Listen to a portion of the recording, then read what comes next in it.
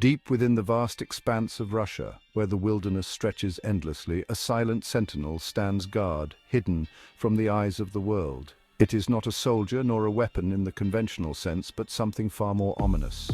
It is a system, shrouded in secrecy, known as Dead Hand, a name that sends chills down the spine. This chilling moniker befits its purpose to unleash nuclear Armageddon in the event of a devastating attack on Russia, ensuring mutual destruction. Imagine a world on the brink where the remnants of civilization cling to existence, teetering on the edge of oblivion, a world where a single automated system holds the power to extinguish all life with no human intervention required. This is the terrifying reality of Dead Hand, Russia's ultimate doomsday weapon, a relic of Cold War fears. The Dead Hand system is a chilling example of Cold War paranoia, a product of an era defined by the fear of total annihilation. A technological nightmare born from the fear of annihilation, it stands as a testament to the lengths nations will go to protect themselves. Its existence is a stark reminder of the fragility of peace and the ever-present threat of nuclear war, a shadow that looms over us all.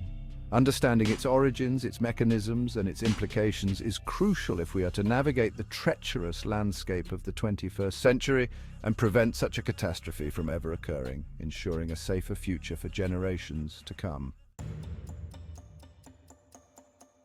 To truly comprehend the chilling logic behind Dead Hand, we must journey back to the tense and uncertain days of the Cold War. This was a time of unparalleled tension, a global chess match between two superpowers, the United States and the Soviet Union, each vying for dominance on the world stage. Both nations possessed vast arsenals of nuclear weapons, each capable of obliterating the other many times over, creating a precarious balance of power. This terrifying stalemate became known as Mutually Assured Destruction MAD in its chillingly apt acronym, a doctrine that defined the era. The doctrine of MAD was based on a simple yet terrifying premise. Neither side would risk a first strike if it meant their own certain destruction in retaliation, ensuring a fragile peace.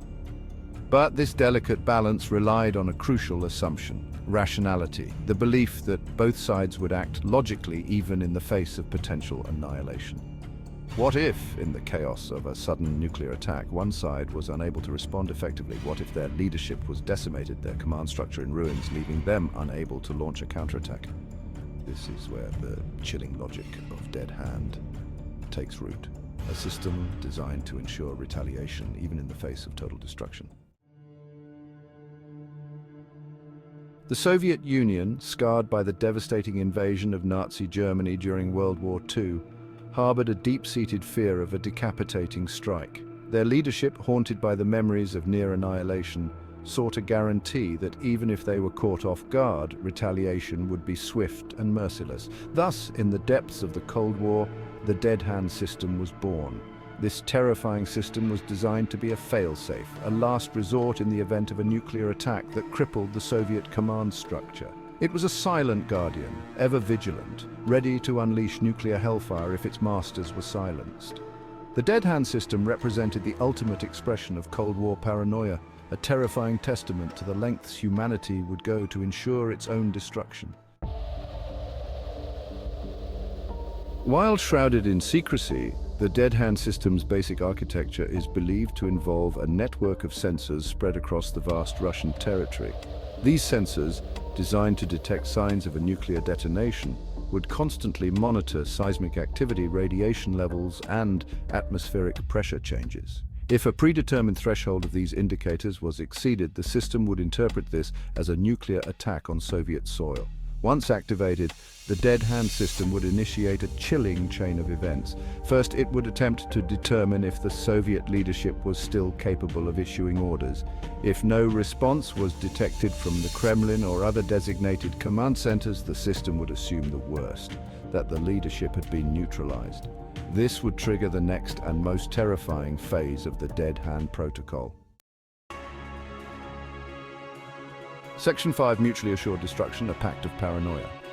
The core principle underlying Dead Hand, and indeed the entire nuclear strategy of the Cold War, was mutually assured destruction, or MAD. This doctrine held that a full-scale nuclear war would be unwinnable, resulting in the annihilation of both attacker and defender. The logic was chillingly simple. The certainty of retaliation, even if inflicted by an automated system, would serve as the ultimate deterrent. However, MAD was a pact built on a foundation of fear and uncertainty. It relied on the assumption that both sides would act rationally, even in the face of unimaginable destruction.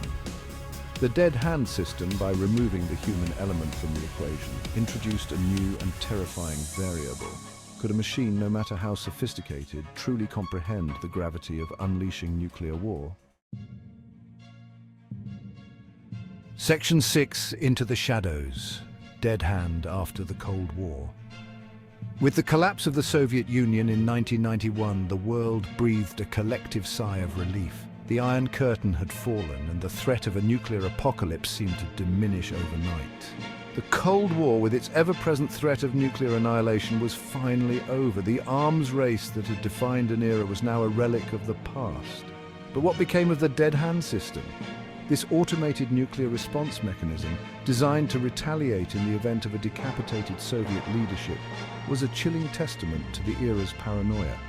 Did it fade into obsolescence along with the Soviet Empire it was designed to protect? Or did it evolve, adapting to the new geopolitical landscape?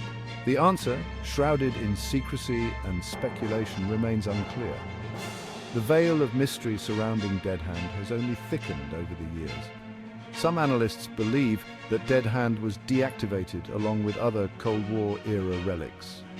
They argue that such a system is no longer necessary in the modern world. Others contend that the system, or at least a modified version, remains online, a silent guardian of Russia's nuclear arsenal. They suggest that it has been updated to meet contemporary security needs. The Russian government has remained tight-lipped, fueling speculation and unease. Their silence only adds to the aura of mystery and fear surrounding Dead Hand. The very existence of Dead Hand, even in a deactivated state, serves as a stark reminder of the dangers of nuclear proliferation and the enduring legacy of Cold War thinking. It is a ghost from the past that continues to haunt the present. Section 7. The Moral Abyss. Can we delegate Doomsday? The Dead Hand system raises profound ethical questions about the limits of technology and the delegation of ultimate power. Can we as a species entrust the fate of humanity to an automated system, no matter how sophisticated? What are the moral implications of creating a machine capable of ending civilization, even in retaliation? The Dead Hand system, in its chilling logic, forces us to confront the darkest aspects of our nature. It is a testament to our capacity for both innovation and self-destruction. The very existence of such a system should give us pause, forcing us to confront the terrifying consequences of our actions and the urgent need for a different path. Section 8. A world held hostage, the uncertain future of Dead Hand. The Dead Hand system, whether active or deactivated, looms over the 21st century like a spectre. Its continued existence, even as a theoretical possibility, underscores the fragility of peace in a world still armed with thousands of nuclear weapons.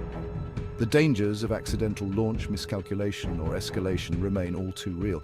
As long as systems like Dead Hand exist, even in the realm of possibility, the world remains hostage to the darkest impulses of the Cold War. The threat of nuclear annihilation, once confined to the realm of superpower rivalry, has become increasingly diffuse, with new actors and new technologies entering the equation.